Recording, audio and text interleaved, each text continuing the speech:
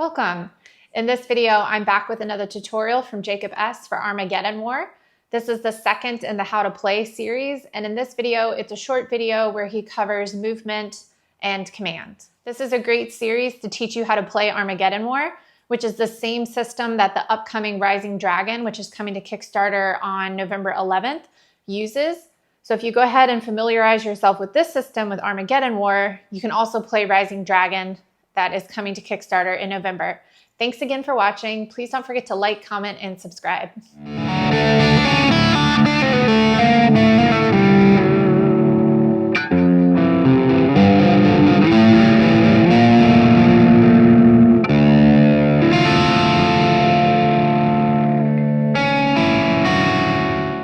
Welcome back, Commanders. I'm glad to have you.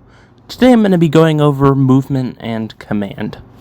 Here we have our scenario from where we left off before, after the ISIL forces have melted back off into the city. The forward 136th Infantry element was hit with some minor fire, causing them to take an action marker, and the center 369th Armor was hit pretty hard, causing them to gain the blue marker. We will begin this turn by drawing from the formation draw bag. As ISIL has already used both of their tokens previously, the only two remaining tokens are both American. Pulling one from the bag, we get one for the 136th Infantry. This means any 136th Infantry units on the board can activate. For now, this will be the starting unit of the column, which will be going into the recovery phase.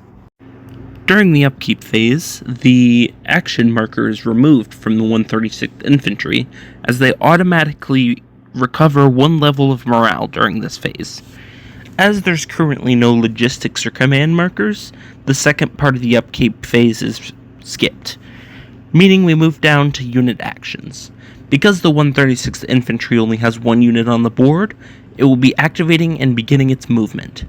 It spends its first 2.5 points moving into the barriered hex.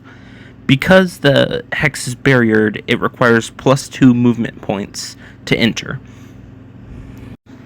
The Bradleys then spend an additional 1.5 points of their movement to get out of the barricade and out of the way of the tanks.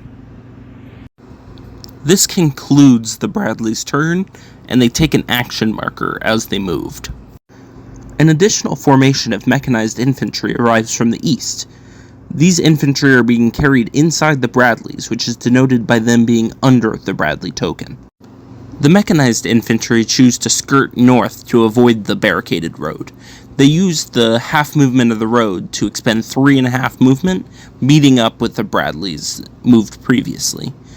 Normally, the stacking limit is 2, however, transported units don't count towards the stacking limit, so the 2 Bradleys are the only things counted in terms of stacking.